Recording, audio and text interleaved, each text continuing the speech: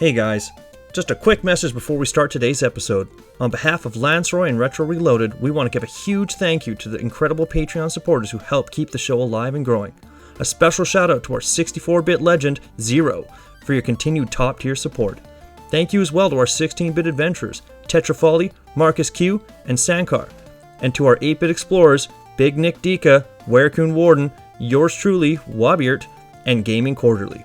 Your support means the world to us, and especially Lance, and it's because of you that Retro Reloaded can continue celebrating gaming history, deep dives, and great conversations. We truly couldn't do this without you. And with that said, it's time to press start and jump into today's episode.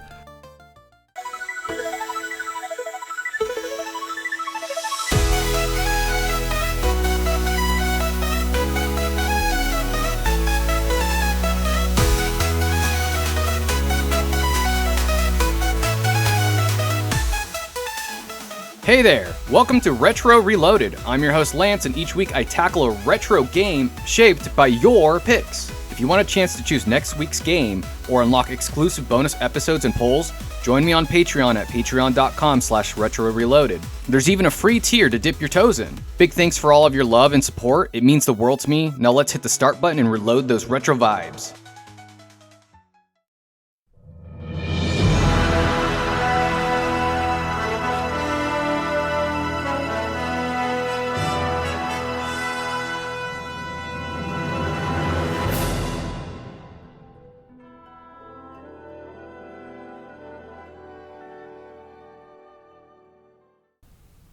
History of Dirge of Cerberus, Final Fantasy VII. Released in 2006 for the PlayStation 2, Dirge of Cerberus was Square Enix's attempt to expand the Final Fantasy VII Compilation with a new genre twist. An action-oriented third-person shooter blended with RPG mechanics. It put longtime fan favorite Vincent Valentine in the spotlight for the first time, diving into his backstory and connecting him to the deeper lore of Chaos and Omega. Coming off the success of Final Fantasy VII Advent Children, this game promised cinematic storytelling, darker tones, and a bold departure from traditional Final Fantasy gameplay. Plot of Dirge of Cerberus. Set 3 years after Meteorfall, Vincent faces a hidden Shinra project gone rogue, Deepground soldiers, led by the sinister Rosso, Nero, Azul, and Whis. Deepground seeks to awaken Omega, a destructive entity tied to Vincent's inner connection with Chaos. Alongside allies like Yuffie, Reeve, and the WRO, Vincent must uncover his past, confront Lucretia's legacy, and prevent the rise of Omega before the world is consumed. All right, with all of that out of the way, we have our special guest. You guys have never heard of him if you've been listening to the show. Never, once, ever. Wobeeyert. It's so good to finally make my debut. Your long-time listener, long-time guest host. Your first debut ever. How does it feel? Oh, phenomenal. It's great. Right. I feel like I'm just going to fall right into it. Yeah. I belong. I feel like this isn't the first time we've ever met for some reason. I just don't know why, but I get that feeling. It was just have that connection. Yeah. That special bond. That retro reloaded bond. That special bond. Yeah. So yeah, exactly. Before we mention the game, I just want to thank the voice actor that did the intro for Dirge of Cerberus. We kind of have this new thing going on that I decided to kind of reach out to some voice actors, and a bunch of people responded. And it's really cool, and they're willing to do volunteer work for credit.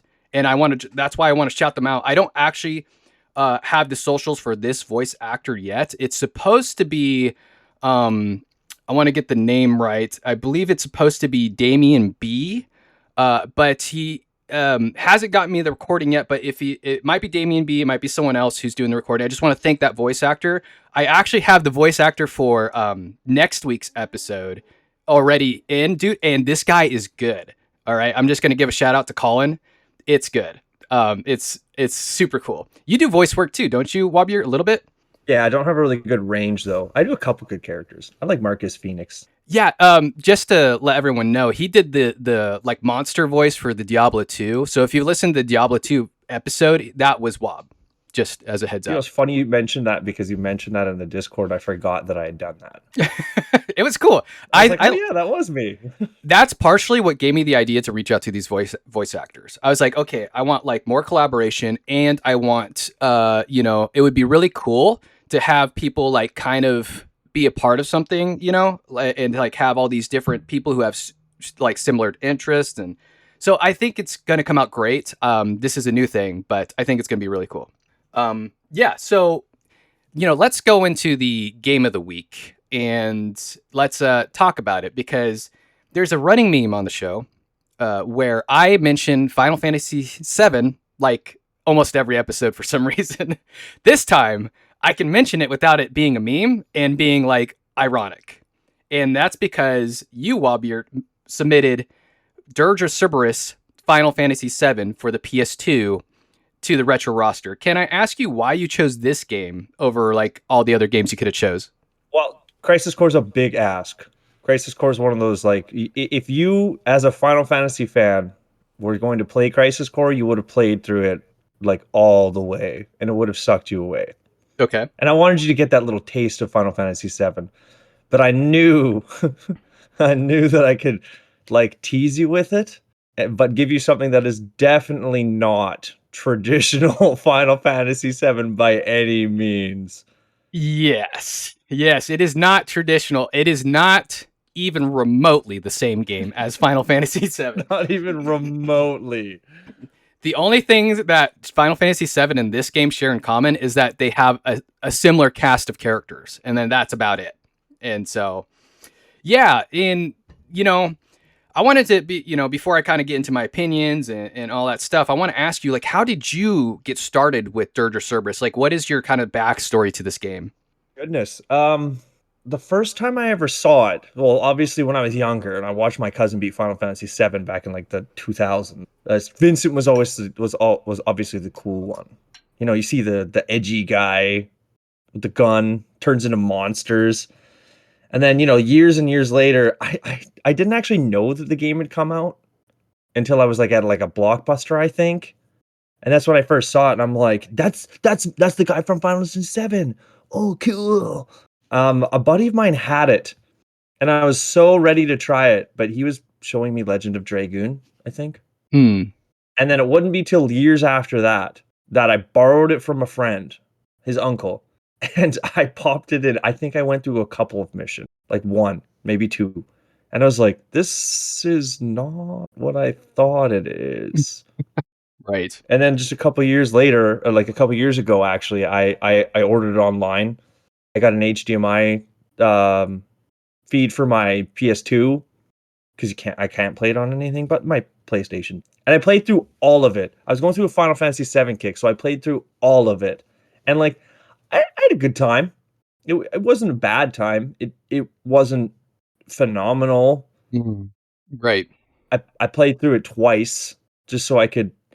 I wanted to like go through the whole series because they were making. Okay, I was going through 7, Advent Children, and Dirge. I'm saving Crisis Core Reunion for when Chapter 3 of Final Fantasy VII Remake is announced. Then I'm going to go through like this big 4-chapter playthrough. Okay. Are you going to play all the games or just Reunion? I'm going to play Crisis Core Reunion, then Remake, then Rebirth, then Re-3, whatever 3 is. Resident Evil 3. I want to play Final Fantasy VII Re like it's 3 discs, like the original. Okay. Yeah, I get that. I do get that. And those are long games too. Those are like standard JRPG. Okay, yeah. I haven't played them, but I know they're long. I just know. And there's a lot of extra content, right? Yeah, I haven't played them either. That's why I love 7, and I will play Remake.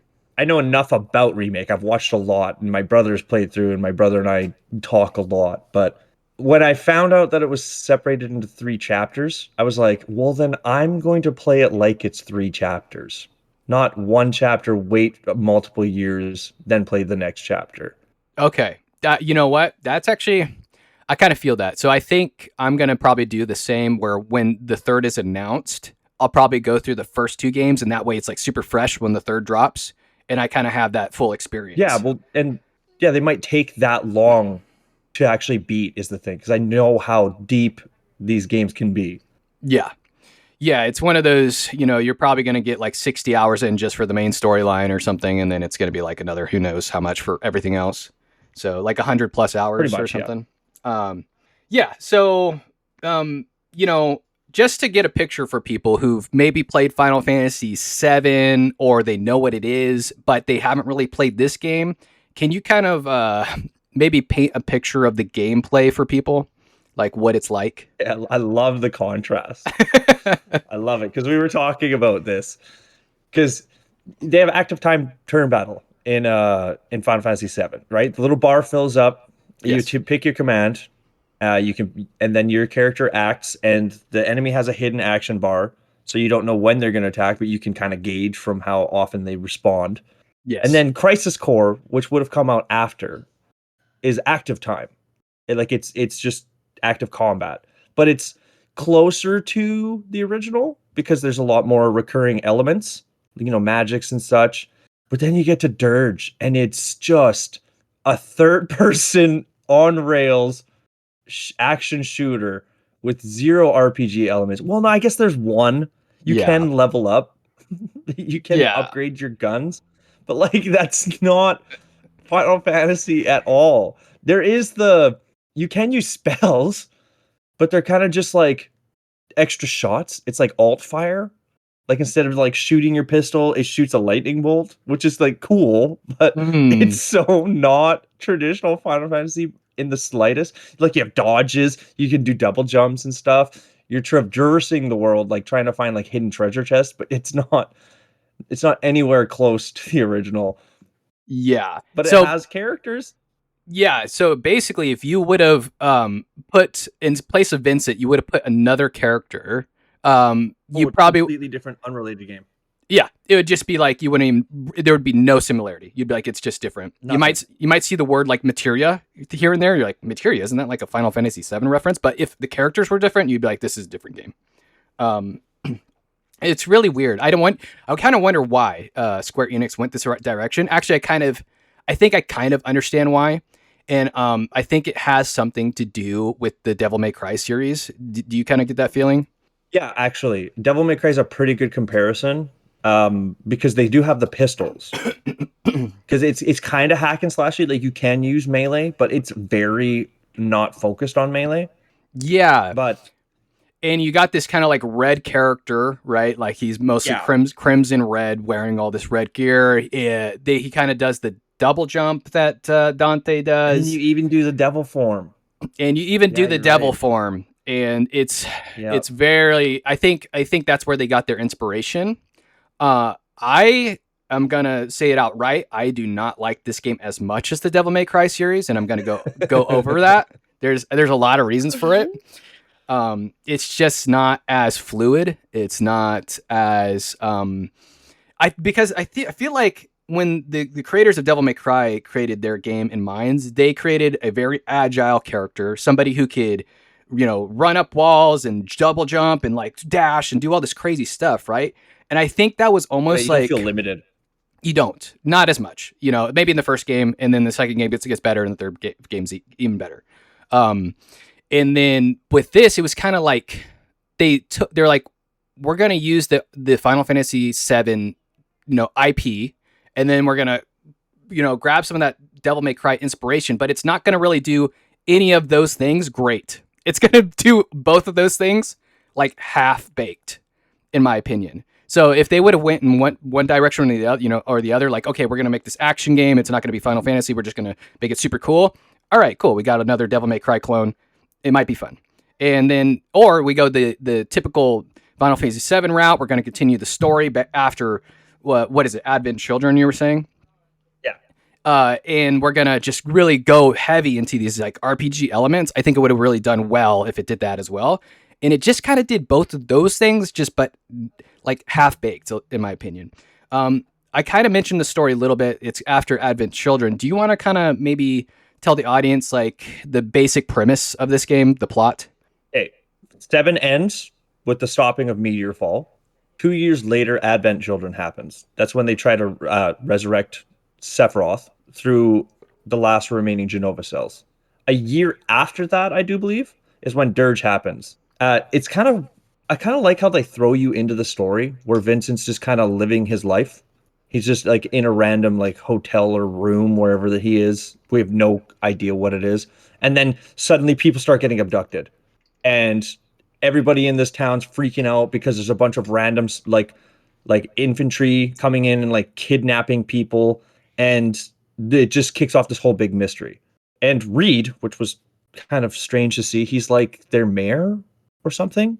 He's like they're like councilman. Yeah, he's like kind of maybe the stand-in. He's like a politician now. Politician, yeah, for Which the is- WRO, it's right? not what I thought. Yeah, the World Restoration Organization or something like that.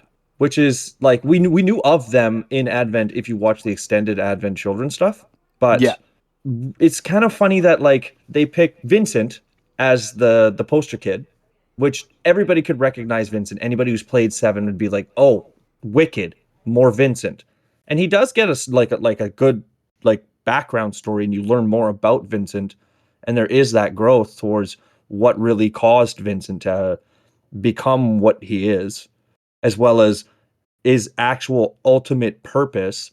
But then they bring back like Reeve being the second most recurring character was a little strange, because like Kate Sith is fine as a character, but I've always found Kate Sith to be the least memorable, like impactful character of 7.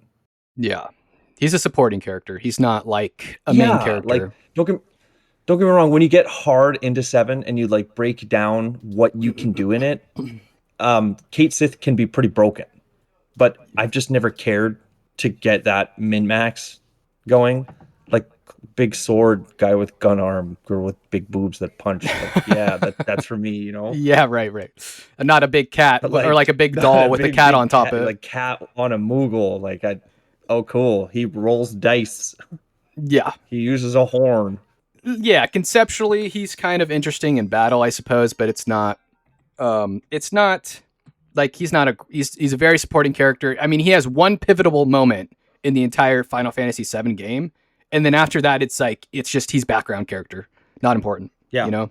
So then you just know he's your spy. And then I honestly forget, because in the original 7, later on, there's another like cinematic where they're sitting at the table discussing things, and I had forgotten that was Reeve. I'm like, who's the guy sitting there? And it's like it shows up the name is like Reeve. I'm like, oh yeah, that's Kate Sith. yeah. You know what's so funny? When I played this game, I saw Reeve and I was like, where do I know that name from? Because I had forgotten Kate Sith was Reeve.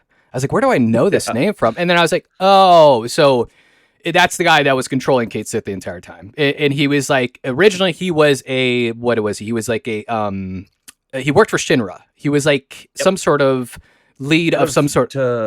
Development? No, something like that.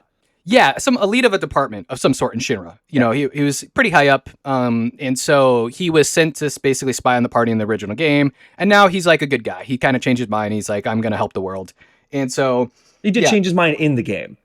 He did. Yeah, he did. In 7, yeah, he did. Yeah, he did. Because he's like, he watched what Sephiroth did. I mean, we all watched what Sephiroth did. It's kind of like, oh my God. Yeah, and in the live stream and everything. And so, yeah, aside from Reed, we get a little bit more of Vincent's backstory. And we get kind of, like you said, where he came from, like how he came to be, like who he is today.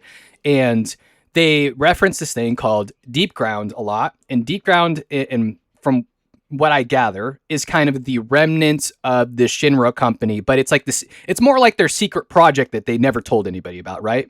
Is that kind of? So it was such a secret organization that very few knew of it. Like other people that heard what it was, like that's why Reeve mentions that he had heard of it but knew nothing about it.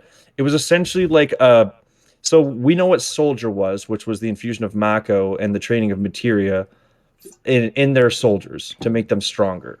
But Deep Ground was it was a lot more intense. Like basically kidnapping people and making them into super soldiers, beyond super soldiers. So we have Azul, the Cerulean, Rosso, the Crimson, Shulk, the Transparent, Nero the Sable, and then Weiss, the Immaculate. Which, when you learn more about the lore in Dirge of Cerberus, you're kind of like, okay, these guys are badass, and you're like wondering, like, I have to be honest, I think that the Weiss fight at the end is, well, not really the fight, it's what they do. Excuse me, what they do with the character was actually kind of disappointing. Yeah.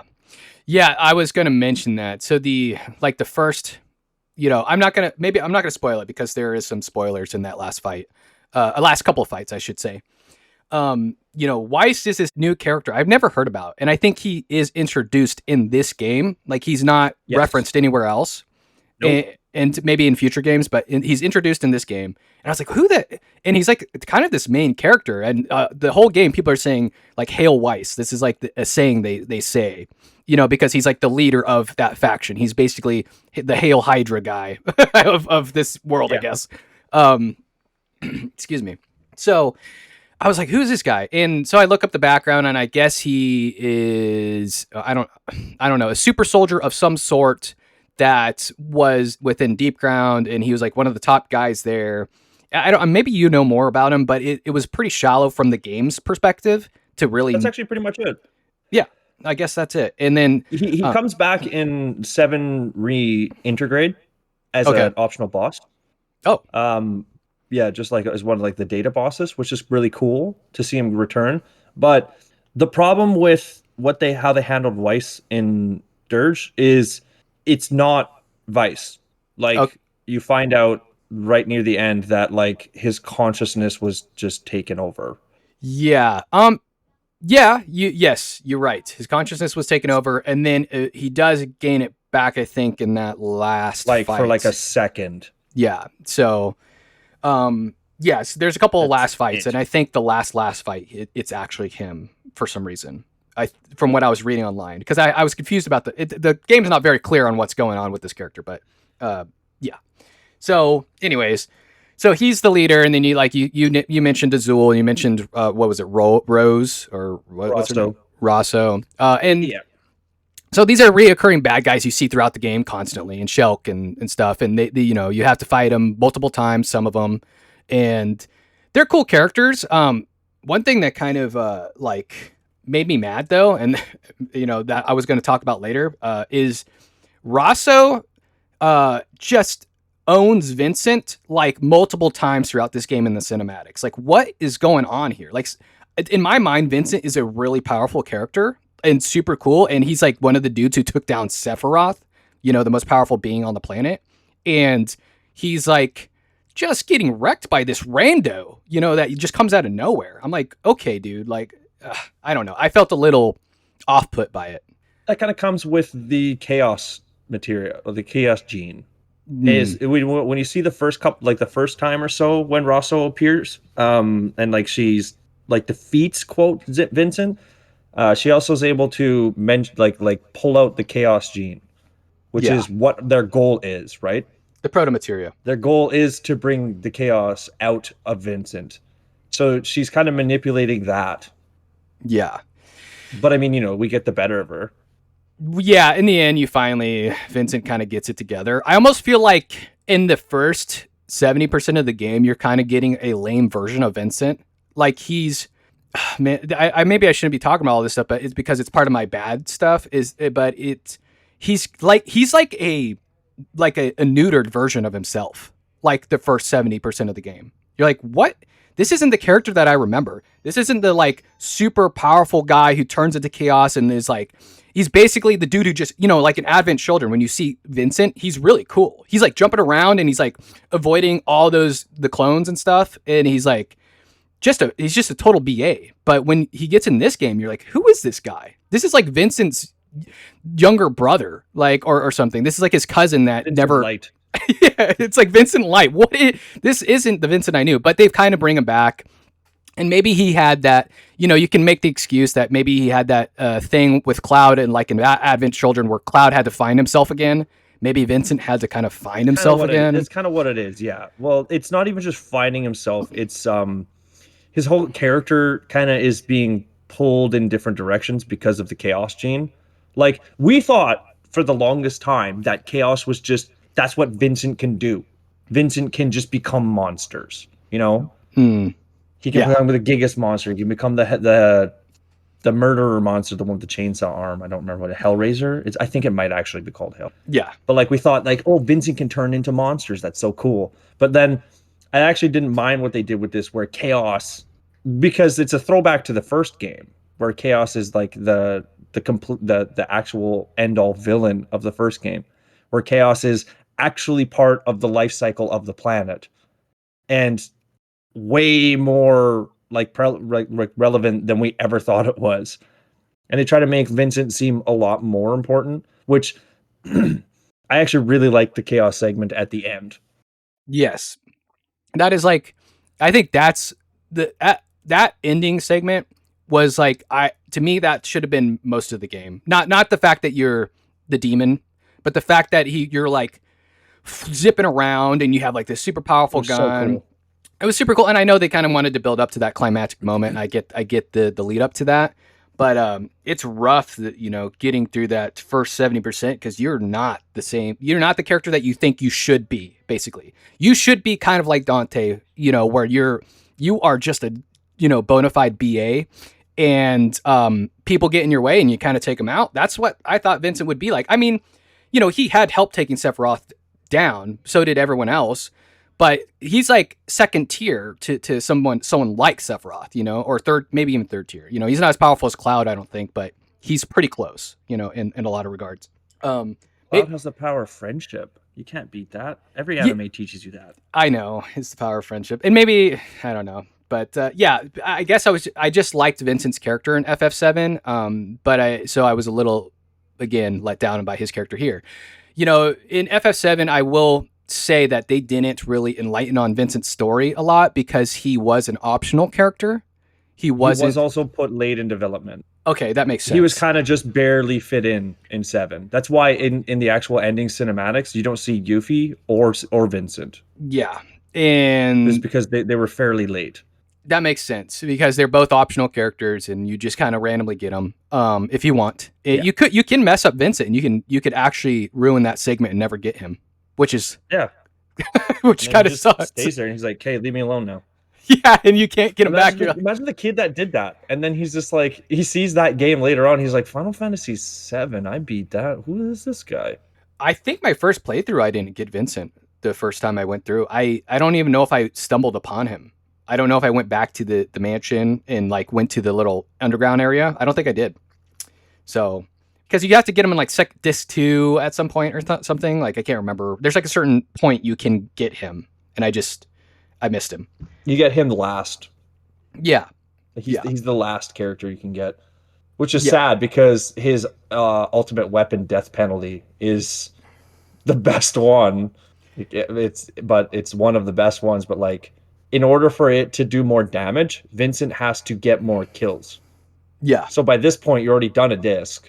And if you want Vincent's ultimate weapon to do max damage, you have to just basically let Vincent kill everything for a long time. Right. Yeah. Yeah, I didn't really use him as a main character. I used him as a side character. All the time. I used him all the time. Okay, yeah, I almost wanted to, but I was so invested in Sid and Barrett by then that I couldn't let them go. You know, I was like, these are my guys. Yeah, that's true. I love Sid, dude. I love Sid. He's just so, like... He's such a cool, like, I don't know. He's like the dad, right? He's like the dad of the group, kind of. He's like, there's something about him that he's just got that cool demeanor to him that I like. And so I just kept him. And then Barrett, it was an OG, so I couldn't get rid of him. Like, he was like there since the beginning. Yeah, Barrett's the bro. He was there since the beginning. Barrett's I'm not going to. Die, bro. Yeah. Yeah. He was my guy. So, and he's very, he's a good partner. Like, he's a good friend, even though he's like kind of rambunctious and he can be he's gruff. He's actually like a loyal friend to people, so I like that. He's like, you're a stupid idiot. Yeah. Anyways, I got you the prescription that you needed. Yeah, exactly. He's that guy. Yeah. So on a side note, did you know that Dirge of Cerberus originally intended to have an online multiplayer mode? Yes, it was also it was able, like, you could play it in the Japanese one. It was really weird. Really weird. I looked it up and I was like, this is shoddy. Like, it was very... they were ambitious with this game for the weirdest reasons, and they did so many things, and they did okay, but they didn't do great at any Yeah. of it. Yeah, it's like, yeah, I think that's kind of going to be the premise of this whole episode is that theme that you just Yeah, said. like there's quite a few negatives, but there's quite a few positives. Like it's not a bad game, but it's not a good game, but it's Yeah. not an okay game. It's such a weird little flux, you know? I don't regret my time with it, and I'm glad I played it, but Yeah. I'm not keen on like replaying it at all. Like I feel like I've gotten the experience, and I do not need to return to this game to get more of that. It was pretty much. I Go ahead. I will, but I also have a new game plus save. Okay. Which Yeah, I makes think things a lot easier. I think I do too now. But I'm guessing in New Game Plus you keep your stats or something, or what? I can't recall exactly what it is, but it made my second playthrough like a lot better. Okay. Yeah, and I'm gonna say this: the gameplay from the first episode to almost the last episode is pretty much the same the entire time. There's not it's much very rinse, wash, repeat. There's not much variation. You'll get a couple new enemies that you kind of have to like figure out. Kind of, you're not really. There's like one enemy that has a shield and you have to just melee them. They're the most complicated enemy in the game. Everyone else is like pretty much the same, pretty much. You do prioritize enemies. You're like, okay, this one needs to be dealt with first over this one. But the game is pretty much the same starting from beginning to end, and it does not change. Yeah, even the bosses are like baby's first Dark Souls, basically. The hardest boss ever. All the bosses were really easy. The hardest boss that I had trouble with was Azul's second fight, when his second form. He turns into the beast. Yeah. There is some strategy to that, but other than that, you're pretty much just shooting. You're just shooting. Oh, I liked that.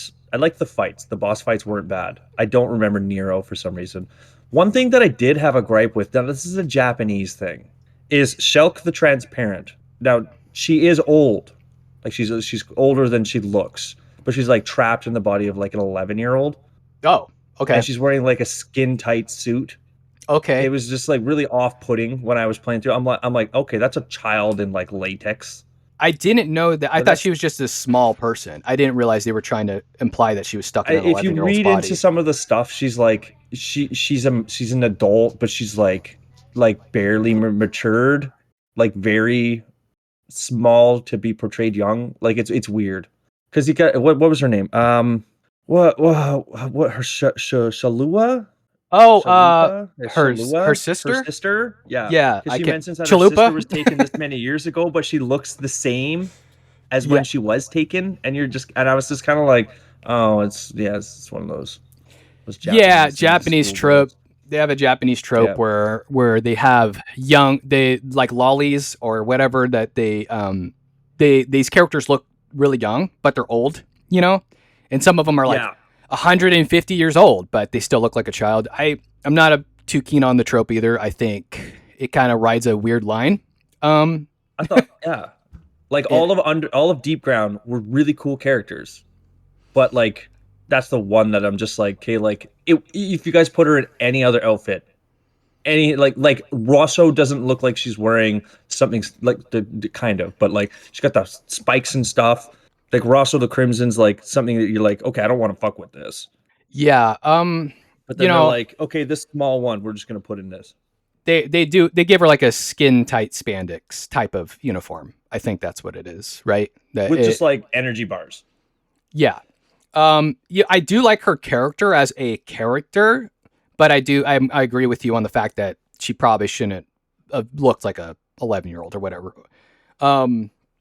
Yeah, but I do like her like story and stuff. I think that's fine. Now I actually wish I cared more about like Shalua's story. I just didn't. Yeah, and that's funny because she's also a big important part of it, and there's actually meaningful moments with Shalua that you're supposed to feel emotional. I'm supposed to feel emotional for, but it's a third person action on rails shooter. You know, like I'm not there for that. I'm there for Vincent. I'm not there for this introduced new character and everything they've gone through. Yeah, and maybe that's part of my like one of my in between like mixed feelings is that I didn't hate the story necessarily, but I was not captivated by it. It was very second rate to me. It was like I don't know, like they wanted you to feel emotional through Vincent's story and Lucretia, and they maybe kind of give you a little bit, but it's not a lot. Which, like, Vincent's story with Lucretia is really messed up, like with the whole Hojo thing. But I don't really care too much about the rest of the stuff going on. It's Omega that kind of wins it for me. Yeah, Like that was just Omega. Yeah, Omega. Omega weapon. Yeah, Omega weapon. So, I don't know if we should. Maybe we can talk about it a little bit because it's not like a super spoiler. But Omega weapon. It's Omega because the weapons are designed to protect the planet in times of need, and because of the meteor fall and the the resurgence of Sephiroth, the final weapon was going to be woken. But that's why, like you find out why the people are being stolen, and the purpose is basically Omega weapon. And just the concept of Omega weapon is just so cool to me. Did we ever find out why Omega didn't appear during Sephiroth's events? Or yes. Okay, I just can't remember what the reasoning was because I was like, why is this weapon now? How to awaken Omega? There's like a strategy. It awakens. Yeah. Yes. Okay. It's just it didn't awaken because Meteor didn't do what it was supposed to. Okay. That's why. Yeah. Okay, that makes a lot of sense. That makes a lot of sense actually, because I know what I won't tell the audience what Omega's supposed to do, but Omega has a very specific purpose, and that's why it didn't awaken during Final Fantasy VII. Okay, that makes sense. Yes. Yeah. Okay. It was funny because when I first turned on this game, I first saw this game back in like I don't know when it came out. My brother played it, and I thought it looked pretty cool. I wanted to play it, but I didn't. And then this is my first time ever playing it. And when I first turned on the game, Vincent looked a lot younger than I remember. Like Vincent looked like almost like a teenager in this game, like an old teenager. Like I don't know how old he's supposed to be, but he looks pretty young. Forever stuck at 20 something. Yeah, maybe like 21 or something. He's young. He's like forever stuck in his 20s. Yeah, because he's immortal now. Right. And it's funny because when you're young and you see characters like they look old to you when you're like a kid, but then you come back as an adult, you're like, dude, this guy's a child. Go back and watch Advent, and he's very soft skinned. Yeah, he looked slightly older in Advent, I would say, like a little bit, and then like this game makes him look even younger. Yeah, maybe that's because of the graphics. Graphic limitations. Yeah, that's pretty much like he is fairly soft skinned. Like he is fairly young looking, but like with the PS2 graphics, I mean, what can they really do? You know what I like is that I rewatched Advent Children yesterday with my wife because she never seen it, and I'm trying to get her into the Final Fantasy VII series. But we'll see. It's hard. Did she like it? She liked it. She liked the movie. Yeah, my wife did too. Yeah, when we watched Advent before I played Dirge, she was like, "That was actually really awesome." She actually wants to cosplay Tifa now, and so I'm gonna have to get a Cloud Strife outfit going. So just so I can, match her or whatever. And plus Cloud in Cloud when he's trying to get into Don Cornelio's. Oh yeah, that'd be the best. I've seen cosplays like that. It's funny. Like him all dressed up. Pictures of guys with that. Yeah. Yeah, that's a good picture of dudes like that. They like have the Buster Sword. I'm like, I got to take a picture with you. Yeah, okay, I'm actually asking a coworker of mine to help me 3D print the Buster Sword because I'm new to 3D printers, and he's like pretty experienced, and he's going to help me. He's going to help me get one. I'm excited. That sounds expensive. It's going to be about a lot of 3D printing. $60, I think, for all the filament. So what? Yeah, not too bad, huh? It's like a 4-foot long sword. Yeah, no, it's 170. The whole thing with the handle is 170 centimeters. Holy crap! Yeah, it's big. Kate, now that you mentioned the Buster Sword, though, in one scene where they're like charging towards like the deep ground facility, and the old characters come back, and Cloud jumps out on Fenrir, I was so hyped. But then he jumps into the air to attack, I want to say Rosso, and he like has his Buster Sword. He has the fusion sword, sorry, but just the base fusion sword, like not the complete one. Yeah, and he just like holds it back in this really weird angle, like flying through the air like an anime character, and then just like swings it once, and then they like clash, and it like blinds the screen, and then it cuts. And I'm like, well, I wanted to see Cloud like wreck some shit. Yeah, dude. Okay, we'll talk. We do not see the other cast members enough in this game. Nearly enough. Like the Just only, Reeve. and maybe a little bit of Yuffie. And Yuffie. Yeah. You get some Yuffie Which was action, nice, you know. which is fine, but Yuffie's not one of my favorite characters. I like Yuffie, but begrudgingly, you know, like I begrudgingly love Yuffie because she's a pain, but I'm a pain, you know? Okay.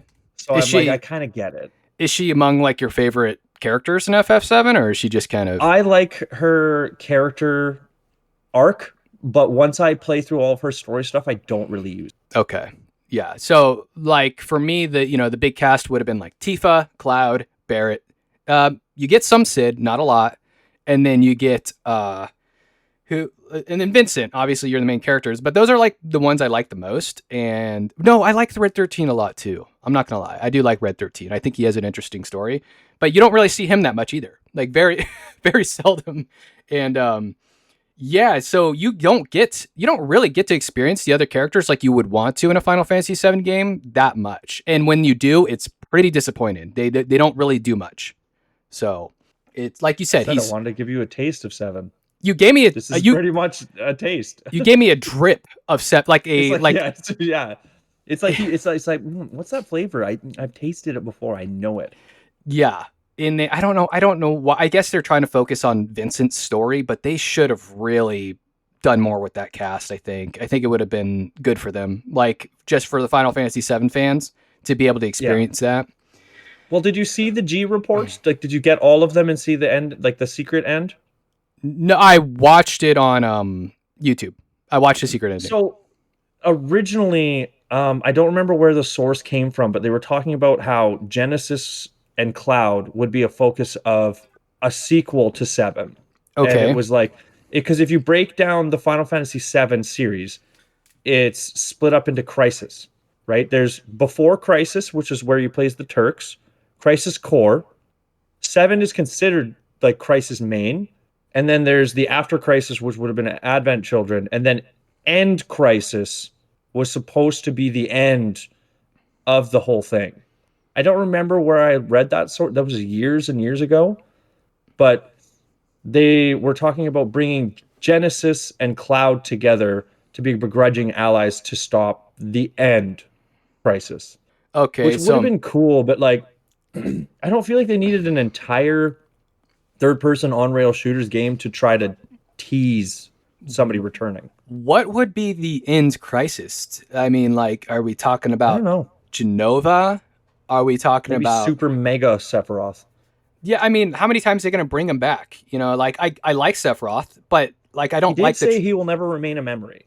Yeah, I get that. Yeah, okay, but I mean, he did tell us. Yeah. So I mean, Sephiroth's really cool. Super cool. He's like one of my favorite villains of all time, but I do not like when villains return too much. I think it's kind of cheesy, like a little bit cheesy. Yeah. I hate that. Like, dude, just stay dead. Like somehow. you did your thing. You almost destroyed the world. Like you did it. Okay, man. Like you got as far as you could before you got stopped. So, the live stream just happened to stop you. It's very unlucky, but like, GG, I guess. But yeah, with Jenova, I could see Jenova being a good, return only because they did not. Genova's a big mystery in this series. Like she's not very well. Like you don't even really fight Jenova. You fight like Jenova controlled Sephiroth. It's like 50-50 control. Yeah, you fight like proto Jenova. Basically, like they do kind of insinuate the last version you fight is complete, but I kind of feel like they could rewrite that as no, she wasn't really complete, but this is actually Jenova. Blew my mind. It blew my mind in 7 when I realized as an adult that you're not actually chasing Sephiroth throughout the story. No, yeah, you're chasing like Jenova clones. Jenova clones, yeah. That's why every time that you get him cornered, it turns into a Jenova. And I never understood that when I was a kid. I was like, why am I fighting Jenova? I was just chasing Sephiroth. Yeah, Yeah, from my understanding, Sephiroth was in the live stream at this point, and he was kind of impeding his will onto these Genova cells, I suppose, or maybe Genova was doing it. But there's a lot of controversy in this area because there's a lot of Kind of theories. 50-50 is what I've read in a couple theories. It's like, Yeah. they both respect each other enough. Like Genova doesn't have the know-how of the planet, but she has the power, and Sephiroth has this powerful will. Yeah, It's kind of like control out of respect. Yeah, so there's the theory that they're kind of respecting each other. They actually have some sort of sentiment towards each other and feelings. And so they kind of, let each other kind of have a 50-50 control. But there's also the theories that Genova's in control. And then there's the theories that says Sephiroth's in control. Yeah. But, I don't want to talk too much about it. But because we are going technically off track, I guess. Yeah, we are. Because I could go into this whole Final Fantasy VII thing for pretty much forever. And I feel like when Final Fantasy VII does get submitted and or the remakes, I can really go into this. But this story is more centered on Vincent and his thing. And Lucretia, which I'm really glad about, because in 7, all you see is those two scenes where Sephiroth arrives there and sees Lucretia in the crystal. And then afterwards, when you have his full limit break level, then it continues the scene. It has the other scene play out. And you have so many questions. You get nothing about Vincent. He talks like a couple times here and there throughout the game about like he was an experiment. He was a Turk, and he loved Lucretia. That's it. I think Lucretia is going to fleshed out was cool. She's going to make a return, I think, in the future if they continue the series. Because they imply that she's still conscious at the end. So I don't know if you remember that, but because he's sitting in her crystal cave. Yeah, and she sheds a tear after he's like done talking to her, like she cries. So because he says like goodbye. Yeah, no, he said thank you. You're the reason I'm still alive, is what he said to her, and she something like that. So I think she'll make a return of some sort. I'm not a big fan of her after this game. Like, not a huge fan. I found her, like her, but I like learning about her. Same. I found her character to be very obnoxious, like so whiny and like cryy and like so like dramatic. Up to 10 in a scene that requires a 6. Yeah, exactly. She was too. It's like, hey, I need you to sound a little colicky, like a little sad. She's like, no, Vincent, you don't understand. Like runs off like that. It's like way overkill. She's constantly screaming all the time and like covering her ears and like no, like oh my gosh, dude. Like, I hate her character, but I love that I hate her character. Yeah, because I'm like, oh, this is the woman that Vincent was in love with, and then I'm like, oh God, why? You could do better, Vincent. I'm telling you right now, buddy. Like, I'm gonna go get knocked up by this professor because he has this plan to make this super mega soldier. You know what? This game doesn't explain why she does that. Like, why it doesn't. Why, she just does. Yeah, why she gets with Hojo. She's like, you know what, Vincent? Like, no, F you. I'm getting with Hojo because I have to, or something. But it doesn't explain why. She just does.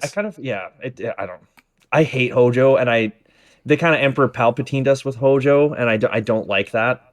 Yeah, again, bringing back characters that should not be brought back. Spoilers. Hojo makes an appearance somehow, some way in this game, and you're gonna his consciousness. It's dumb. It's dumb. It's dumb. Dumb. Like Deep Ground could have been their own thing without Hojo's interference whatsoever. Yeah, he didn't need to make a main appearance. No, Weiss could have been. Weiss could have been the main. Weiss could have been Weiss. Weiss could have been Weiss. It's that simple. Yeah. So, let's get into the good, the bad, and the mixed feelings here with this game. What bad is left? I got a list, dude. I got a list with this game. The good. I didn't mind the gunplay. Yeah. Sometimes.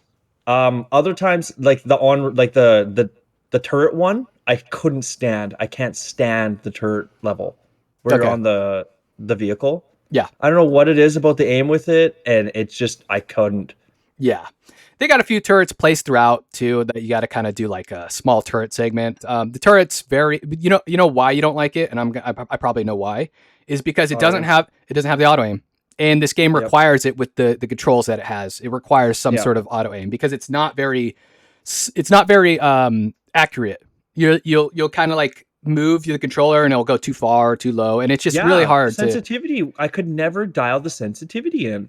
Yeah. No matter how much I adjusted it, I couldn't dial it in. And it really sucks because the main thing this game does is that gunplay, and the gunplay is not that good. So just for people to picture it, you're third person and you're aiming at enemies, and then if you get close enough to an enemy, it will auto lock onto the enemy and you can shoot it if it's within kind of a certain area of a reticle. And that's pretty much it. And then you just kind of spam the shoot button. Your wimpy punches. Your wimpy, yeah.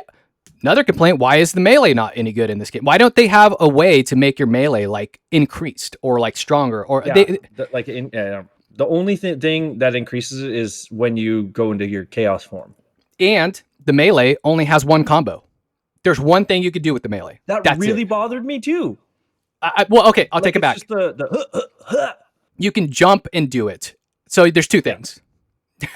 That's it. And that's it. That's it. The same combo though.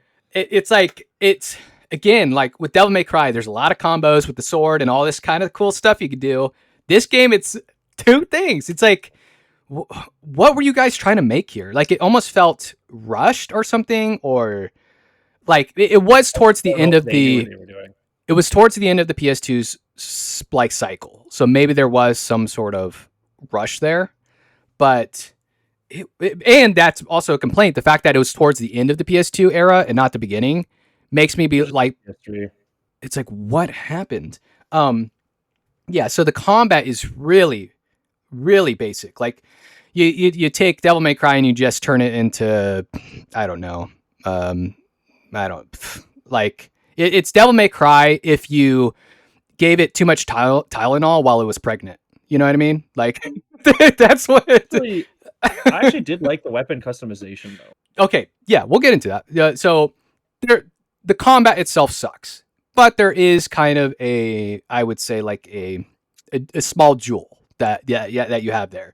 And that's, like you said, the weapon customization. One thing about combat I did like, though, was just using the Cerberus.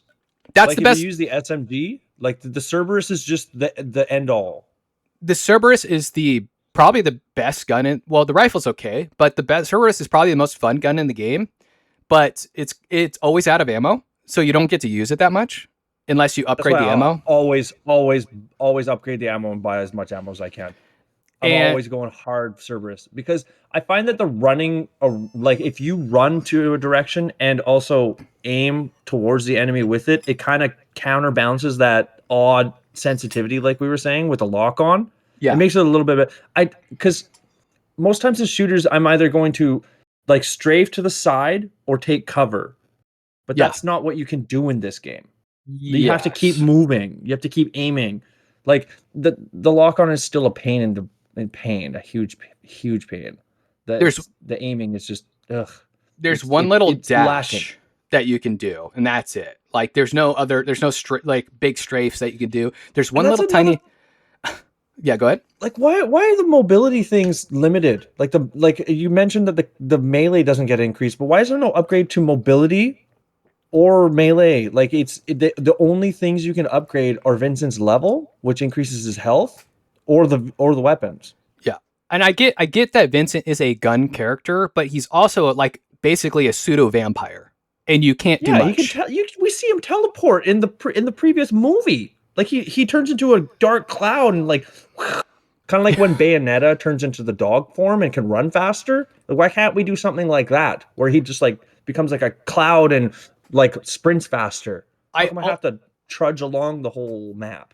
I almost think they would have been really successful just being like, hey, Capcom, like, let's make a deal here. You take our IP, you can take a certain percentage, or whatever. You create the game that way, like the action game that we want to create with Vincent. And then like, it's a win-win, and Capcom would have killed it. I'm sure they would have killed it too. Like if that was, the thing. But it wasn't. Square Enix tried.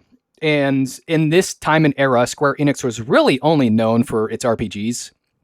It wasn't really known for anything else that I could think of. Do you? They didn't have a fighting game by that point. RPGs, tactical RPG. I think that's about it. Yeah. Movies, I'm trying to think of their arcade scene, and I don't think Square branched out too much by this point. I think they were still heavily focusing, because that was later than 10. So they were also experimenting with online connectivity. Yeah, it's later than 11 too, I think. I think 11 well, came 11 out. Actually, 11 was on PS2. Yeah, I'm going to Google that, but Final Fantasy 11 release date. It was on PS2, and it was also on the next gen consoles. They say it was 2002, May 16th. Yeah. So it's quite a bit. So they were experimenting with a couple things, but like Square now has like we got to think of it, right? We got Dissidia, we have like the mobile games like Brave Exvius, and there's so many different things that Square entails. I think didn't Square also do the Rise of the Tomb Raider trilogy? You know what? I don't know. Is that what when was that? 2012ish? Yeah, 2013ish? Square did 2015. They were the publisher, right? Yeah. 2015. Yeah, that's what I thought. They did those ones too. So like Square now is a far cry from what they were, because they're not nearly just Final Fantasy. But back then, during the Dirge of Cerberus time, like the fact that we got a Final Fantasy VII movie was crazy enough. Yeah. Oh, they did the Spirits Within. They did the Spirits Within. Okay, well, I mean, what's your next review, Mads? Oh, I don't even want to get into that another movie. Taste of Final Fantasy. I will say one good thing about the Spirits Within, and the graphics were killer for the time. Killer. Yeah, for the time the graphics were killer. Everything else is just terrible. What happened? Oh man, I don't know what. That was a disappointment, big disappointment. But yeah. Anyways, so let's talk about graphics. Graphics for Dirge of Cerberus, because we're on the point of graphics. I can't tell if they're good or bad. Okay. I think they're bad. Yeah. So the set pieces for the levels are not pleasant. No, they're not. They're not. You mean like the background and stuff? Yes, like it's drab. They're boring. They're very repetitive. Like Shinra Manor's the one that stands out because you go there in the main game. Yes, exactly. Yeah, agree. Everything else is just all I remember. Like the one place that I remember is like near the end. You're up on like the scaffolding, and there's a bunch of flying enemies that come, which I absolutely despised. And like that's it. Yeah. There's that town you start in. Everything else is just terrible. Yes. So I did the whole upscaling thing with my computer, and with the upscaling, it's okay. It's not, it's not bad, but it's the best you can give it. But the original Mint 4 graphics, I watched videos on it, and I looked at them, and they are rough. They are bad. And it did not age well. It did not age out. And for a Final Fantasy game to not have the graphics be the best that they can be was a really big letdown, because that's some of the things Square is known for, is the cinematics and the graphics. And it's like, 7 was cutting edge, and then 10 was cutting edge. It's like, and then they got this game, and it's like, what happened? Like, where's the graphic thing? Even 12 was good, like for its time was great, It's weird, because 12 was pretty near the end of the PS2 also. Yeah, I think they must have just not given a good budget to this one. I didn't read too much into the development of it, but like it there's a lot of holes show through the final work. Yeah. So I was like, why? Yeah, I was really surprised for a Square game for the graphics to be so bad and mediocre. The cinematics are okay. So like you get to the cinematics and those aren't too bad, but they're not like Final Fantasy X. Like where the graphics are like, pretty good for the era. I would say they're worse than that. I would think, so I don't know what happened. I don't know if this was just a second rate game that was kind of a throwaway game for them. And they thought it was their way into the combat genre. or something. But yeah, big kind of disappointment. I'll go over one of the good points. I wish I knew what they were going to do with this game. I wish I knew what they were thinking. I do too. We should ask the developers, who like the team or whatever that did it. The good point, one of the good points is the voice acting. I don't mind it. I think it's fine. I think they're decent. What do you think? I like bear with me just a moment because I can't remember who it was that played Vincent. It's the guy from Cowboy Bebop. The same guy. Spike. Yeah, I don't watch those. It's the guy from Toonami. The guy who voices the Toonami guy. You know the robot guy from Toonami that was like the show host? No, I don't. Okay, well. He's that guy. No. I don't know his name. It was Steve Blum. Very popular voice actor though. Steve Blum was the one that because I know that Matt Mercer does him now in Remake. And I love Matt Mercer. I mean, everybody loves Matt Mercer because of Critical Role. Yeah. Steve Blum. I love how Vincent's portrayed in the movie and in Dirge of Cerberus. That's probably like, it's funny because it's a Vincent focused game, but I really like Vincent. It's funny because in Advent, there's this tiny character development because Vincent doesn't get a lot of screen time in Advent, but the what's her name? Barrett's daughter? Marlene. Marlene. Thank you. I was gonna say Maria. Marlene. When Marlene is with Vincent and she says she needs a phone and he lifts his cape and she's like, "You don't have a phone? You need to get one." And then later in the scene and later in the movie, when Bahamut Sin is there, and the group's getting back together, they're all gonna take out this giant horrifying demon dragon, and then Vincent arrives, and she goes, "Vincent," he goes, "Where can I buy a phone?" And then he goes into battle, and then at the beginning of Advent Children, Vincent has a cell phone because Marlene said that he should have a cell phone. At the beginning of Dirge, right? Yes. Yeah. At the beginning of Dirge, he has a cell phone. And it's funny because I had just watched Advent with my wife the night before, and I see it, and I'm just like, "Aw." You caught that too? Marlene. Yeah, I caught that too. I was like, "Oh, okay, that's why." It was this dumb little tiny intro that for some reason made me more excited to see more into the game. And it was just like, it's this tiny little thing that it's a blink and you miss it moment. But the fact that he got the cell phone after Marlene had said it was just already like a development that I was like, that's good attention to detail. Let's see where the rest of this goes. That was a good Easter egg. It was. I was like, oh, he listened, like you said. I caught it too. I was like, oh, that's the reason he has the phone now, is because of Marlene. Because he was kind of disappointed when she's like, "You don't have a phone?" He's like, "Oh, I guess I don't." Like, he was kind of like sad about it. So he gets one. I love that, like, when he shows up to the Bahamut Sin, the only thing he says, "Where can I buy a phone?" Where can I buy a phone in combat? Goes into battle. Like, he just goes. He's like, "All right, oh well, let's take care of this."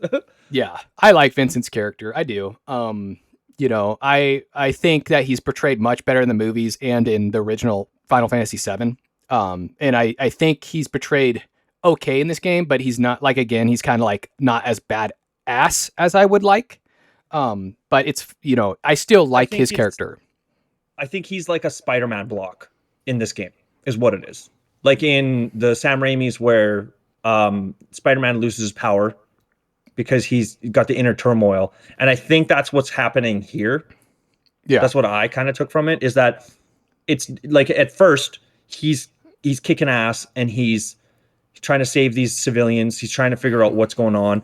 But then Rosso awakens chaos without Vincent controlling it, because Vincent has been like shifting into chaos when needed. But this time she brought it out. Yeah. I think and from there, he's kind of like, ugh. I think if that was their intention, they should have made it more clear that that's kind of. I mean, they kind of make it clear that he can't control chaos, but I don't know. Maybe that's most of Vincent's power is chaos, and so when that's out of whack, he's not that strong. I mean, I guess it does make a lot of sense. Like in the story, the chaos gene is extremely powerful. It's literally one of the pieces of the end, right? Yeah. Not just the end, like the end of the world. Yeah. There's Yeah. 2 pieces to the end of the world. There is Omega and Chaos. Yeah. Yeah. It's got, I almost feel like Chaos is kind of shoot into Omega's story a little bit. Like, why Omega and Chaos? Like, the name can go ahead. Because Chaos is supposed to lead to Omega. The purpose of the the reason Omega awakens is because it thinks that Chaos has come.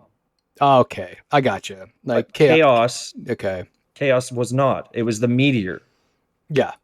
Chaos leads up to the end. Yeah. I'm gonna destroy everything for Omega to eat it, and Omega's gonna destroy the rest. Right. Yeah, he's supposed to be like the support character to Omega, basically. So yes, it's the drip feed. It's like nurturing the baby to full growth. Yeah. Okay. Let's go over some of the like the level design. You kind of mentioned a little bit like the backdrops and stuff weren't that good. I didn't really like the level design because most of it is just kind of like small corridors that you're kind of like walking through, and then there's not much space. It's not very open worldy. It's very tight, like most of the game. Cramped. And you do some backtracking in some of those worlds, and there's some levels that like you backtrack a lot, like when you first get into the Shinra Manor basement. Shinra Manor basement and the WRO. Yeah.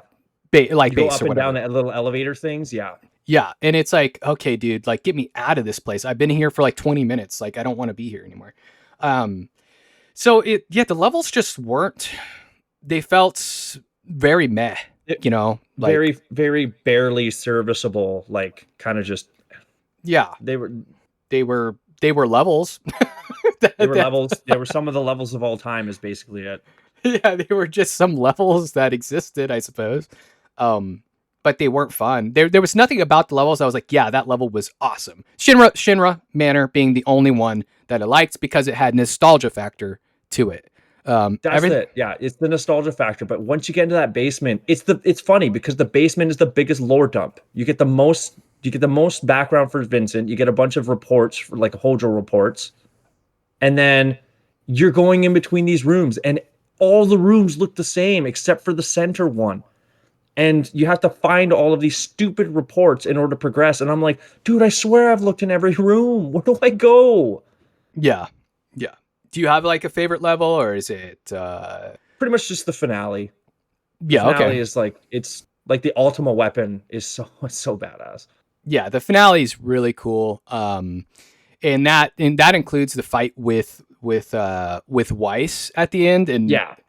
I would say that like that was one of my favorite parts was when it showed the cinematic between Weiss and Vincent fighting. That was the only time I felt like Vincent was Vincent. I was like, that's Vincent right there. His prime again. He'd gone through his turmoil.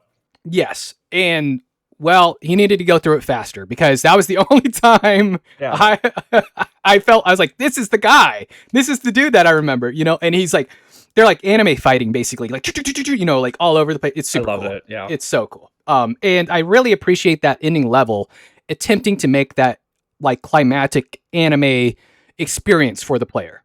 They really tried to hype you up at those end levels. I mean, I almost want to say the game has high highs and low lows, but there's one really high, and the rest is pretty just middle low. Yeah. Yeah, I would say I would say about this. I think I agree with you. Like that last part was like pretty high. Okay, cool. We're like doing something. And then everything else was like, when do I get to the end of this game? Like, I guess I wouldn't feel so bad if Vincent wasn't so squishy.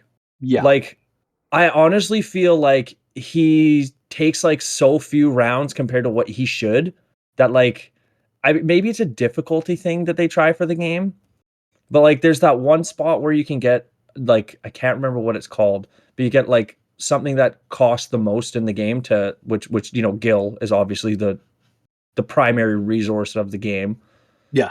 And there's like waves of enemy and they're like on a second tier. Oh my gosh. Okay, yeah, let's talk about the 100-man gauntlet. And like you're talking about the 100-man gauntlet. That one. But yes. Like I want, like if Vincent wasn't this get shot thrice and down, then it would be like, if I could get hit like 10 times, then it'd be different. But I felt like no matter how much I increased his health, I was still getting knocked around. Yeah. And the fucking rocket guys, dude. Yes. Oh my God. I got stun locked by rocket guys it was one of the first boss battles where you fight the big guy in armor. Yeah. And there's like the two rocket guys up on ledges. They kept going one shot, one shot, one shot, one shot, and Vincent just kept going back. And then the boss just like pulled out his minigun and killed me.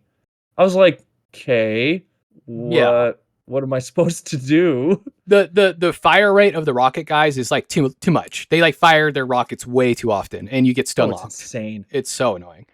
In the 100-man gauntlet, I didn't know that was optional, and I was getting pissed. I was like, this part of the game sucks. I had to save state it. That's the only part of the game I save scummed, and because I could not stand how long it took to get through that thing. It was like, oh my gosh. And then I realized, I was like, oh, this was just for money.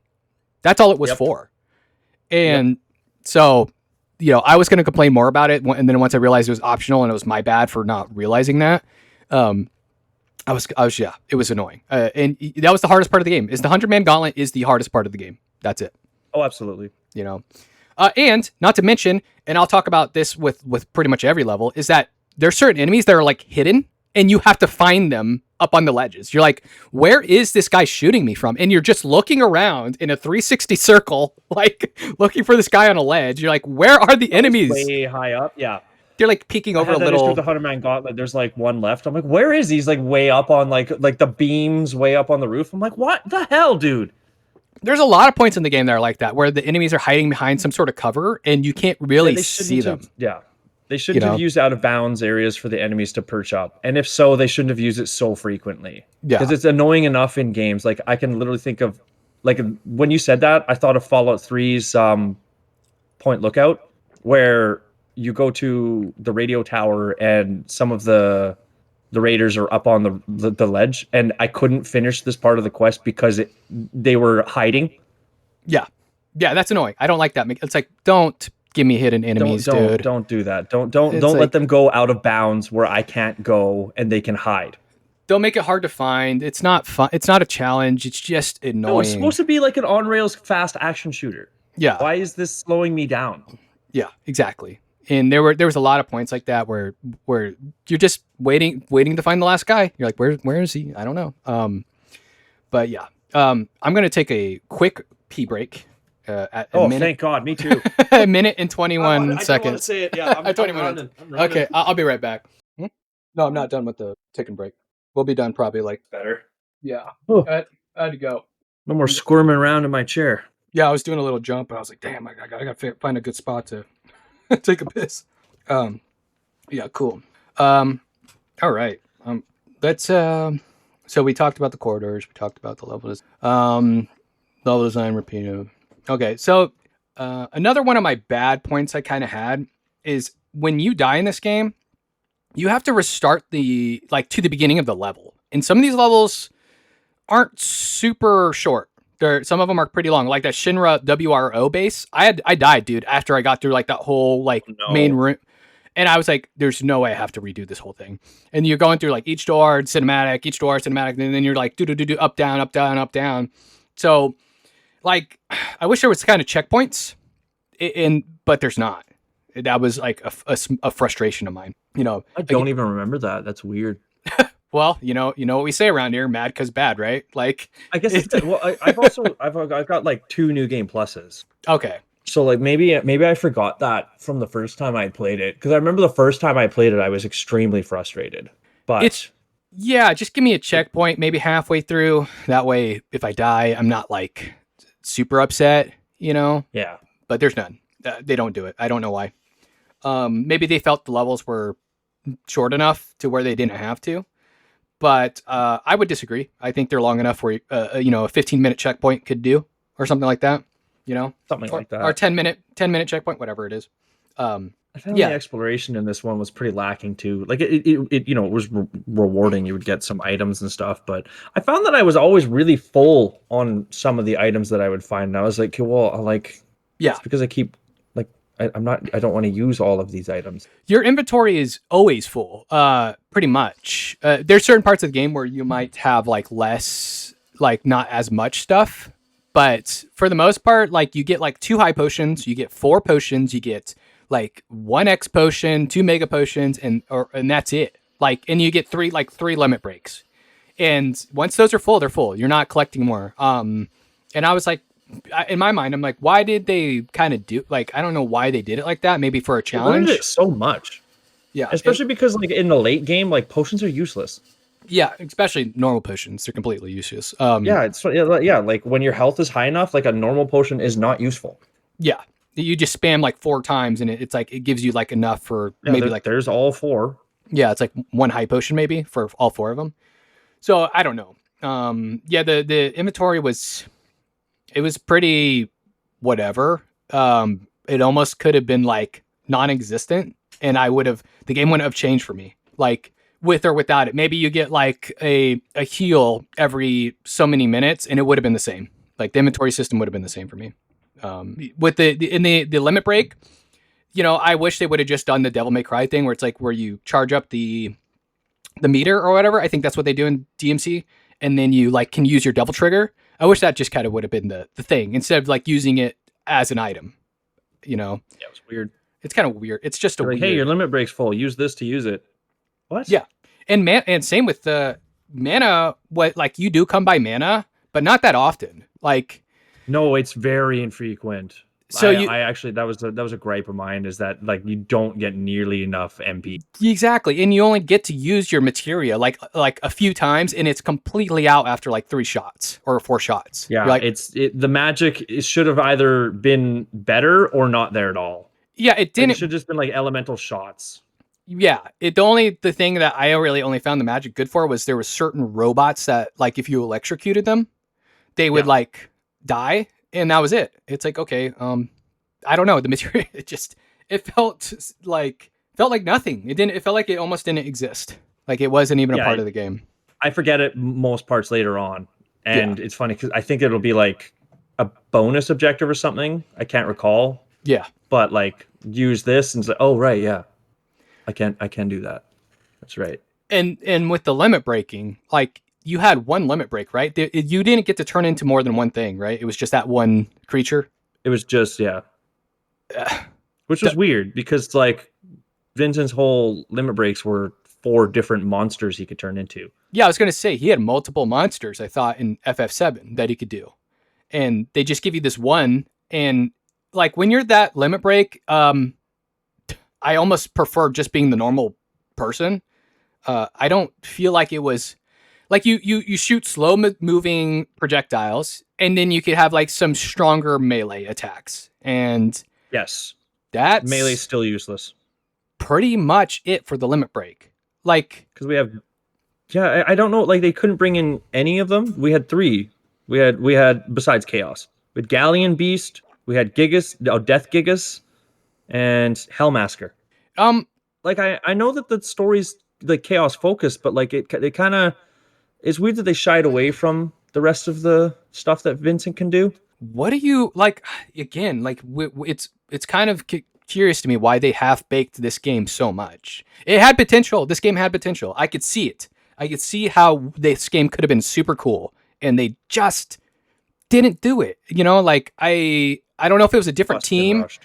Either they rushed it or like they handed it to a team that was inexperienced. They're like, hey man, here's a title. Like we're working on the PS3 titles now, so you guys deal with this or whatever. I just don't know. I can't fathom. So we kind of talked about the combat and the inventory and stuff. Let's talk about and we talked, about the voice acting. Just as a side note on the voice acting, I didn't like Sid's voice. I know it's the same one, I think, from Advent Children, but I pictured Sid to be a little bit more gruff and less like, I don't know. Yeah, let's go get him, guys. Kind of like that. I didn't expect. You gotta remember, this is after Advent, right? So the world is actually being rebuilt. So they all the characters. It's kind of weird seeing the characters like a year after Advent. It was his Cloud voice is a little actor. more chatty, which is nice, but like It was really his voice actor for me. That was it. Like I didn't mind him Sid being was a bit too chipper. Yeah, it was just a little too and they did eventually give him his cigarette. Like they gave him a cigarette, they did not give him his cigar. Where was his cigar? Where was why not? They don't get do they give him the cigar in Advent? I don't remember. I don't even remember him smoking a cigar. I just remember smoking cigarettes. I remember him winning a battle and he just smokes the rest of his cigarette. Maybe it's a cigarette. Maybe I'm thinking of a different. I'm thinking of like the League of Legends character. But yeah, he smokes cigarettes, and he eventually does at the end. He smokes a cigarette, but I'm like, where's his cigarette? Like he should be hanging out of his mouth. Maybe that's part of his character. It is. I'm not promoting cigarettes, kids. But I am saying that if you're Sid Highwind, that's what you do. You smoke because it's kind of like seeing Sergeant Johnson in Halo without a cigar. Yeah. Weird. He's a blue collar guy. Like he's a dude who's a mechanic and he's a pilot and life hasn't been that good to him. And so he smokes. But anyways, the music, what do you think about the music? I didn't mind it. Kind of about all I can really say about it. Yeah. Okay. Yeah. There's some good tracks. There's one good track, I would say. And then the rest of them were pretty background noise, forgettable, super forgettable. Yeah. I did appreciate the anime song they had at the end with the Japanese guy singing it. He's like, the weeb likes the weeb music. Yeah. Hey, hold up. No, it was great though. It was like, this was the one track. It's like, okay, part of the hype is building to this climactic moment and they're using this soundtrack to do it. And I appreciated that. Yeah. Yep. But everything else, dude, I don't even remember. I just played this game and I do not remember most of the. I that's the problem. None of it really stood out. Which is so weird for a Final Fantasy game not to have just epic music. What happened, guys? What did you again? I'm gonna go crazy thinking about it, but yeah, I don't know if I have too many other good, bad, or in between points. What about you? It's kind of the game itself is kind of it's kind of a one and done or maybe a two and done. It's if you're a die-hard Final Fantasy VII fan, you're likely going to see or read the extended stuff. You might be curious to try Dirge of Cerberus, and you probably will. Like I did, Lance did because of me, but I mean. You might have looked into it at some point, right? Right. Because I like seeing where the Final Fantasy, like the original 7 story went, but this one, I don't hate it. I kind of like how it ends, and it kind of finally feels like everything's wrapped up, except for the secret ending. That's an entirely different thing. That just leaves way more questions than it should. The game's not great. It's not intrusive though. It feels incredibly mishandled. Yeah. The game is, if they would have replaced Vincent and all the cast of Final Fantasy with other characters, I would have given it it would have just been like a random side game that nobody really talked about, nobody knew about. It would have just been forgotten in history. No one would have been like, oh, this game's terrible, but they would have been like, yo, it's a game. Yeah, that's a good point, because if it wasn't 7, I wouldn't have remembered this. You would have said, hey, did you play, if it was just Dirge of Cerberus, I would have been like, yeah, I think I did at some point in my life. But because it's 7, it has that slight lingering presence to it. And it's almost unfair, because there's a lot of games like this, but the only reason that this one is remembered is because it has Vincent and other Final Fantasy characters. Yeah, I think that's right. And that's basically it. The RPG elements were we kind of talked about the gun customization. It has some leveling, but the leveling feels like it doesn't even exist. You level and I guess you get kind of stronger, but it doesn't feel like it when you're playing the game. It just feels the same. I don't know, like if they took out the leveling situation in the gameplay would have probably felt the same for me. I don't know. Because there's no customization. It's not like you're allocating stats. The only customization you have is the guns, and it's kind of cool. Like I would say the gun customization is not bad, but it's not like, a game like what, like Fallout or something with the gun customization. It's very mediocre. Yeah, it's very bare bones. Yeah, but it's still a nice little addition that you can at least upgrade that. That's really where the leveling comes, is that it's weird that they did it the way they did, where you beat a level and you can choose to take it in experience or guilt. And it's just kind of weird that way, because experience will increase your level, Vincent's level, which just gives him more health. And I think mana, think MP. But you want guilt because you want your gun stronger. yeah. I never actually took the Gil route. Is it a lot when you do the Gil? You take level for the first 3 levels and then Gil for the rest. Oh, okay. Is what I think I read somebody say. That makes sense. Yeah. I mostly just did the levels because I got Gil throughout the levels, but like the amount of damage that the late enemies do is negligible for if you focus only on level. And you want the Gil so you can upgrade your weapons. And it's a fun little thing, the best weapon in the game is the toy gun. What? What's that? Later in the chapters, so another fun little thing for Vincent is Vincent always goes out of his way to help kids, right? Right. Like Vincent's the reason that the kids in Advent are saved, and he listens to Marlene when she says he should get a cell phone. And when you go to Midgar, is it Midgar that you go, or is it Edge? I think you go to Midgar at the end of the game, right? Yeah, I think you go to Edge in the one level, but it's like the decrepit buildings and stuff. And there's a side mission where you escort a kid. It's not that bad, you just walk him like 30 meters, but he gives you he unlocks a room, and then in one of it you can get a toy gun. And then later in like chapter 7ish or something, I want to say, it unlocks the ability to upgrade the toy gun. So you actually want to save your Gil for that point to keep upgrading it, and it becomes the death penalty, I want to say. No, the Ultima weapon, because death penalty is what Chaos uses. Oh, okay. So I totally missed that. Yeah, I don't know. Very missable, and it is the strongest damaging gun besides death penalty, but like you have to invest into it, so it's not really something that like casual players are going to do. Yeah, that makes sense. And it will probably, on my end, it'll probably be forever missed. I don't see myself honestly replaying this game again. That's fine. I might go back and watch cinematics to get some of the story again. Yeah. Honestly, you could shove this down into like what they did with the Kingdom Hearts, like 358/2, and just do the cinematics and still have the full experience. Yeah. Yeah, it's funny that you mentioned that game, because I tried playing that and I was like, this game sucks. 358/2? Yeah. I tried playing.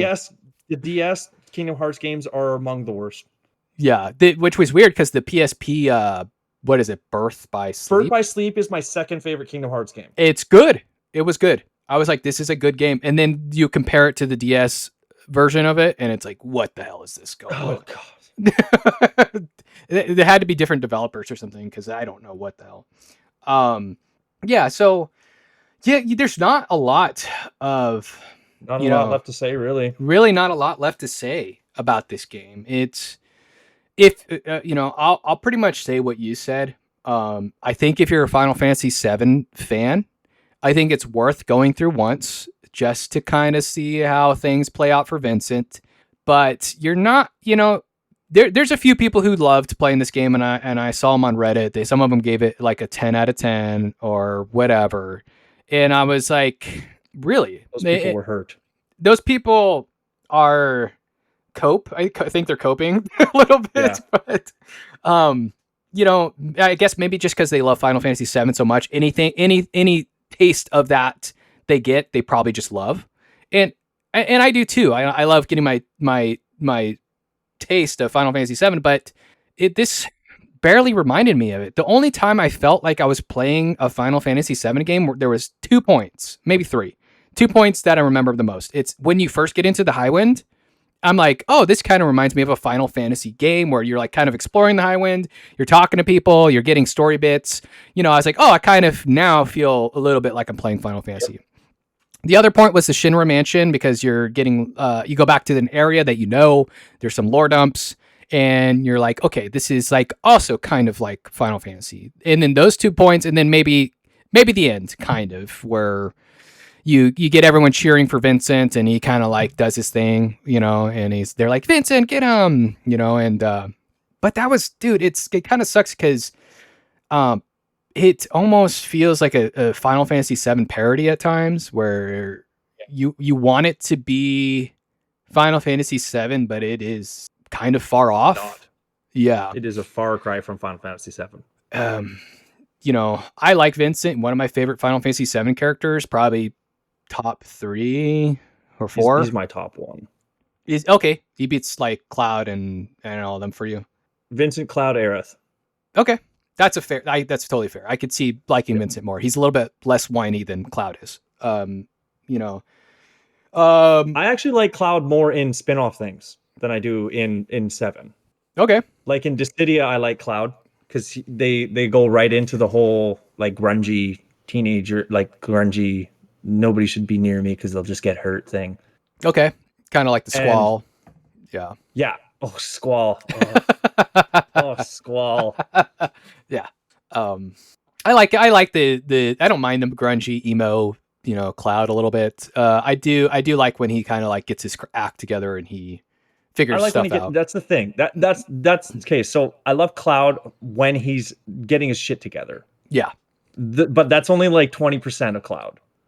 Yeah. The rest of it is, did Sephiroth do this? I wonder what he's like in the remakes. Do you think he's any better or worse, or? All I know is one scene where I think a character's dying and he says, "Hey, you still owe me pizza." Okay. That's one of the only things I know. The only thing I remember is like people like he's just like, "Where's my money? Where's my money? When do I get paid?" Like, what's my like? He's just talking about money like every scene or something. Well, he is a mercenary. It makes sense. I honestly don't mind that part of him. If that's like he's just like, whatever, give me my money. Like whatever, that's cool. But you can also do that in 7 when Barrett's talking about like doing their next job and he's like, "I'm just here to get paid." I hate when you can be the nice guy and be like, "Hey." I kind of hate when characters lose their mental, and that like in 7, Cloud loses his mental like after figuring out his backstory a little bit. And he just like falls apart. Yeah, I hated when he was in the wheelchair. Oh yeah. Well, I mean, he had makeup poisoning, right? That when he was there. Yeah, I know, but like, and then you go into his mind and you have to figure out like. Yeah, he's kind of like crying and stuff. I don't know. He's just like, I'm so messed up. You shouldn't be here. And then Tifa's like, "Dude, I'm in your brain. We need to get out of here." I'm in your brain. Come on, bro. It's time. Like it's enough gloat, or what do you call it? Pouting. I do really like what they did with Cloud's memory in 7 though. You got to play Crisis Core.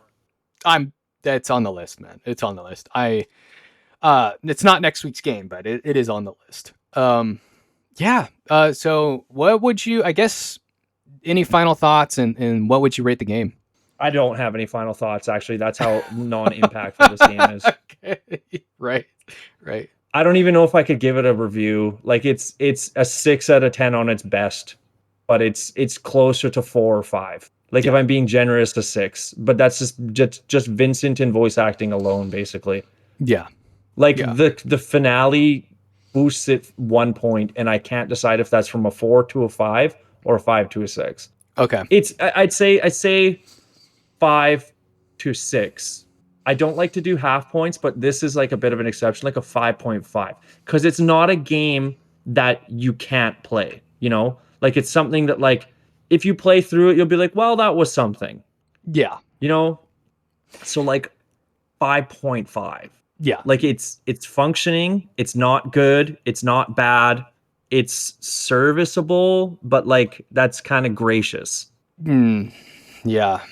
I'm in the same boat as you. Yeah, but you're gonna drop it low. It's gonna be like 3 out of 10. Well, okay. Well, let's see. It's not the worst game I've ever played. Not even close. I don't give people the wrong impression. It's like the most horrible game I've ever played. It's just a massive disappointment to the series. Yeah. That's pretty much it. It's just a massive disappointment to the Final Fantasy VII series. And if it was its own game, it would have been just like a whatever game, and you wouldn't have been disappointed at all. If it was like some off-brands, not Final Fantasy VII game, it would have been just a whatever. Nobody cares. It's It's okay. I will say I had fun. I will say, and I don't regret playing it. I'm actually glad I did. I would say I had fun, just not a lot of fun. It just a little bit. It's like, okay, that part was fun. This part's the same thing I've been doing for the last 10 levels. Okay, this part's kind of fun. This thing's is most of the game's just pretty much doing the same thing the whole time. It's so I would, give it probably I want to say a 5 out of 10. I was thinking about 4, but the fact that it's Final Fantasy VII and it gives me kind of some nostalgia bits that I can kind of cling on to and enjoy. I'll give it a 5. It's hard to give it any higher or any lower. I don't think it's a bad game. That's good. Yeah, it's 5 is a comfortable spot. It's just a mediocre game. That's all. It's very, very, very mediocre. And now the question is, we got to ask is it worth reloading the game for the audience? And what would you say? Like I said, this one is a dependent. Like, it depends on your preferences and your what you like. If you want to try a random third-person on-rail shooter with some story, sure. If you don't know anything about Final Fantasy VII, it's not even worth your time. Yeah. If you're a die-hard Final Fantasy VII fan, like 7 especially, you're going to want to at least experience it, just like you said earlier, just the once, just so that you could have said that you've done it. I do like watching Advent Children, then starting Dirge. It feels a little more in line from there, but if you've only liked 7 and just 7, Dirge isn't really, and you haven't seen Advent, Dirge really isn't worth your time. Yeah. So reload it dependent on you. That's 100%. I'm in 100% agreement with you. It is very situational, and I know it's a little bit of a cop out for people. Like, what do you mean situational? But it is. It's completely situational. Yeah. This one's just like Legendary Goon. Reload that one. Yeah. Reload. Absolutely. RPG Comic Zone. If you feel like playing a hard beat 'em up, reload it. Dirge, it's really dependent on you.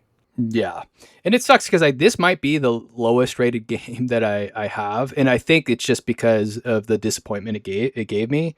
But I'm so glad I put you through this. No, I had fun though. I wasn't having fun the entire time I played Comic Zone. I'll tell you that right now. Like, it was rough. Didn't you rate Comic Zone lower? No, you rated 1 lower. Like a 6. I think Comic Zone was like a bad time on 1 game. What did I play? What I can't. Did I really hate on something? I can't remember. You didn't like on something. I don't remember what it was. Yeah, it was me and you. Oh, it was Dragon's Lair. Dragon's Lair. Oh yeah, you were like 3 out of 10. Easy 3 out of 10. Maybe it was 4. I don't remember it being a 3. Yeah, no. It was the lowest one by far, though. That's because of the arcade version versus the totally. That makes sense. Yeah. This is if you're a Final Fantasy VII guy. One thing I did like though, I really liked kicking the crap out of Rosso the Crimson. I felt really good after kicking the crap out of that boss. That wasn't a bad fight. That was okay. The fight was fine.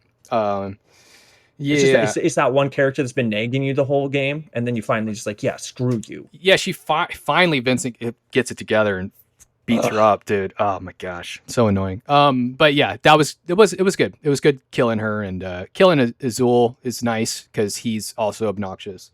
But yeah, if you're a Final Fantasy VII person and you haven't played this game and you want to get the lore dump, just go for it. Play it. You won't hate yourself for playing it. You'll just be like, okay, I got the lore dumps and it's there.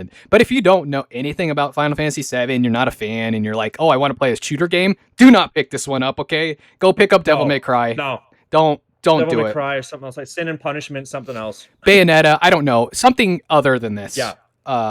You'll enjoy your time more. But that's pretty much it. Do you have any socials you want to plug, or are you kind of? Not currently. Okay. Pretty much retro reloaded all the time. Yeah, I know you're pretty busy in your real life stuff. So, Wob's on here a lot on Retro Reloaded. If you want to hear more from Wob, he's on several different episodes, and I'm sure he'll be back. So let's do the next week's game riddle, and this one's good. pretty. I like the riddle. This one's pretty obvious. This one's not as hard as the other one. So I run where water meets stone, looping paths I call my own. A blue blur chasing chaos untold, with emerald shining green, not gold. Old dreams turned into... Huh? Go ahead. Old dreams turned into something new. What's the game that races into view?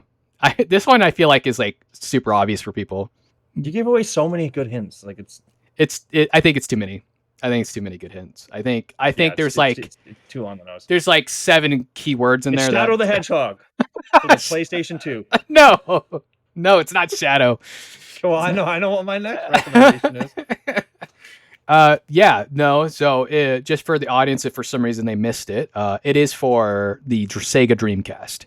Just so maybe they get more of a hint. And it was a big title. It might have been an opening title, I think, possibly for the Dreamcast. The first? Yeah, the first. Yeah, it was pretty early on. It was one of their big debut. It was like one of their big like show and tells. Yeah. That first one. It's a good game. I've actually beaten this game like 100%ed it, so I'm glad that I get to revisit it. It's been a while. It's been probably since I was like 14 maybe or 12, something. It's been a long time. So 20 years maybe. And the game is... One quick thing. Yeah. If you're going to the end of it and you unlock the final episode, listen to the voice file that plays when you select it. Okay. Well, it's just like Sonic, just like Murph. Oh, really? Okay. Why is that? Is that like a... I do not know. Okay. I'll try to remember the Easter egg. I don't know if I'll 100% it this week, but maybe I will. It's Sonic Adventure 1 for the Dreamcast. And the reason I'm not sure if I'll 100% it is because I know there's like, 5 different characters that you play, and they all have different paths. Sonic, Tails, Knuckles, Amy, Big, and E103 Gamma. I totally forgot about the robot. It's 6, and then the final episode. Yeah, and the final episode's like the final ending, which was pretty cool when fight. When I got it, I was like, wow. So yeah, Sonic Adventure 1. I'm excited. It's a good game. You can do the Dreamcast port. You're not going to do DX. What's the difference? Dreamcast, like Sonic Adventure is just the Dreamcast game. Okay. But Sonic Adventure DX is it has like some additional little missions and stuff. Is it worth just doing DX instead, you think? Okay, now I don't want to ruffle Sonic fans' feathers, but like to me it was just kind of the same. Okay. Yeah, maybe DX I'll look has into it. Some additional stuff. Okay. Yeah, maybe I'll look into it then, because I did the one it's also on like the next generation consoles from there. It's on like GameCube, which makes it maybe easier to play too. It's more accessible with DX. Yeah, the one I originally played was the Dreamcast version, so maybe I'll just go the DX route to see if I. Yeah, I know, it's a long time ago, man. I actually got the Dreamcast late into like way after it was kind of dead, so I played it, when I was a little bit older. But yeah, I'm excited. Commander Riker is the one who submitted it for the retro roster. Just thanks, Commander, for submitting a game and supporting the show. I appreciate everyone's support. If you like the show, go ahead and give it a comment, a like, a review, or whatever on Spotify or wherever you're listening. Awesome. Thanks for everything. And if you're an aspiring voice actor and you want to participate and collaborate with the show, let me know. You can join the Discord, Retro Reloaded Discord, and it's a lot of fun. Thanks, Wob, for once again helping out and being a guest speaker. As the ever-returning guest host. You're welcome. Yeah, awesome. Thanks. Well, folks, that's game over for this episode of Retro Reloaded. Thanks for joining me on this retro adventure. If you loved today's trip down memory lane, then consider helping me keep the nostalgia alive by supporting me on Patreon at patreon.com/retro reloaded. You'll get early episodes, bonus content, and a chance to pick the next game that we reload. Feel free to let me know your thoughts about the podcast, and until next time, keep those controllers charged.